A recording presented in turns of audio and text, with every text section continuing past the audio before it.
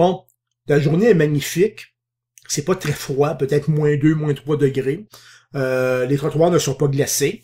On m'a amené ici avec une caméra. Je suis probablement au nord ou au sud du boulevard Saint-Martin à Laval, un endroit que je connais pas beaucoup. Je sais juste que le boulevard Saint-Martin, c'est un des endroits les plus laids que je connaisse, que j'ai vu jusqu'ici.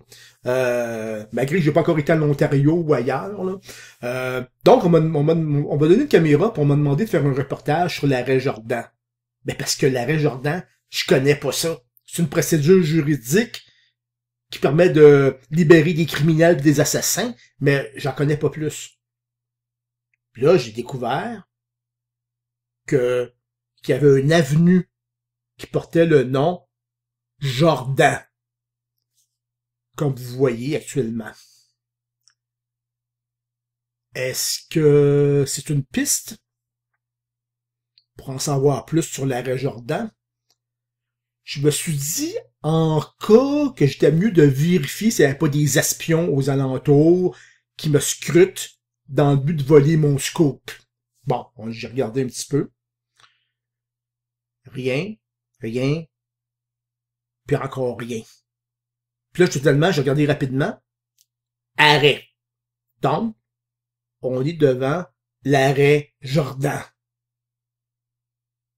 Puis là, j'ai commencé à réfléchir. Je me suis dit, ça veut dire quoi? Y a quelqu'un qui a mis le poteau pour m'induire en erreur? Ou bien c'est la chance? Observez bien. Il y a une rue qui traverse. C'est La Palme. Donc, l'arrêt Jordan est traversé par l'avenue La Palme. C'est bizarre. Ce nom-là n'est pas inconnu. Il rappelle en fin de compte la crise d'octobre de 1970 et la loi des mesures de guerre de Pierre Elliott Trudeau du Parti libéral du Canada, qui fut soutenue par Robert Bourassa du Parti libéral du Québec. On parle ici plus précisément du 5e point des demandes du Front de libération du Québec en échange de la libération du diplomate britannique James Cross. Je le cite. Le FLQ demande que les gars de l'entreprise La Palme doivent être réembauchés dans les 48 heures. Le FLQ fait référence à 400 camionneurs en grève depuis 2 ans. Suite à un conflit syndical entre le gouvernement fédéral, ce qui inclut possiblement Poste Canada, si ma mémoire est bonne, et des affiliés de la CSN, qui est une centrale syndicale québécoise. Bon, j'ai vérifié, l'avenue La Palme n'a aucun lien avec l'entreprise de camionnage, le FLQ et la crise d'octobre, bien que nous y retrouvons aussi l'ombre du Parti libéral du Canada et du Parti libéral du Québec. Il s'agit de Georges-Émile Lapalme, un politicien célèbre qui a débuté sa carrière au sein du Parti libéral du Canada avant de devenir le chef du Parti libéral du Québec de 1950 à 1958. Député et ministre sous le gouvernement de Jean Lesage de 1960 jusqu'à sa démission le 3 septembre 1964, en réaction à un conflit entre Jean Lesage concernant le sous-financement de la culture. Ah ben.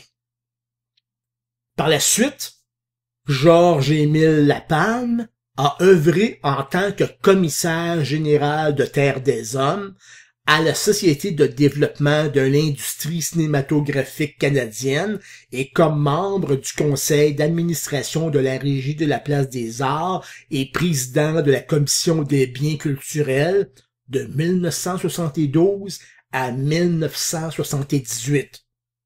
OK. Ouais, mais c'est quoi le lien avec l'arrêt Jordan? Excellente question.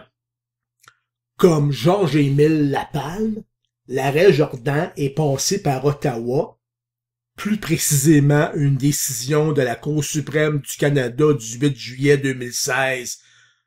pour ensuite permettre d'exonérer l'assassin montréalais de Anuja Bhaskaram, avant de blanchir des prétendus amis du Parti libéral du Québec, dont des complices de l'ex-maire de Laval, Gilles Vaillancourt, ainsi que Salvador Casetta.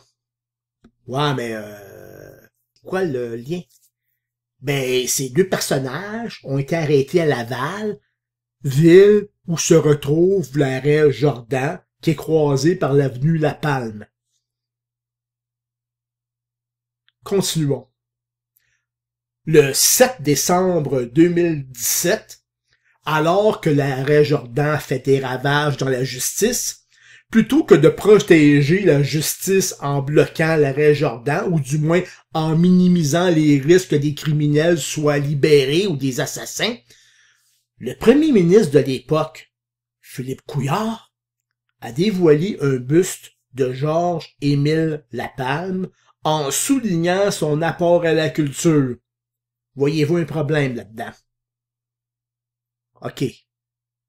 C'est parce que c'est difficile d'imaginer un lien tangible entre Philippe Couillard puis la protection de la culture.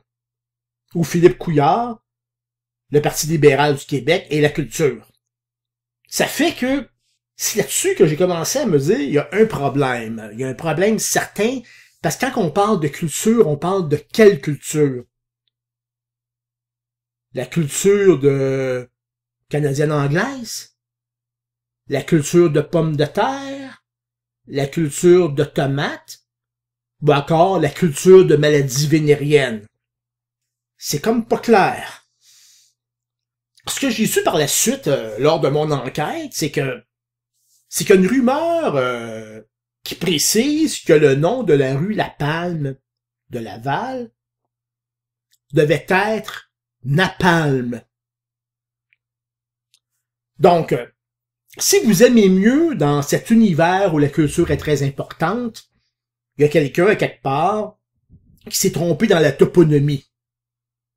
Soit qui était pas capable de lire le français, ou soit qui était incapable de retranscrire un texte correctement. C'est possible. Ça arrive dans un peu partout actuellement au Québec. Ça fait que, admettons que ça soit arrivé, que la rue Napalm de Laval serait en fin de compte la rue Napalm qui croise l'arrêt Jordan. Bon. Observons de plus près ce dossier. Napalm se réfère à un gel. OK. Là, on pense tout de suite à un gel des salaires, ou encore à l'austérité du parti de Philippe Couillard. Non, quand je parle de gel, je parle d'une substance gélatineuse fortement incendiaire qui colle à la peau de ses victimes et qui fut utilisée dans la majorité des conflits armés entre 1944 et 1980, année où les Nations Unies ont interdit le napalm. Bon, au Canada, l'arrêt Jordan est l'équivalent du napalm. J'oserais dire un gel dans l'embauche de juges pour désengorger la justice. C'est aussi une façon de brûler la justice, en plus de coller à la peau de ses victimes, au point que certains préfèrent rester loin de l'arrêt Jordan pour éviter de brûler leur réputation. Passez des très bonnes fêtes.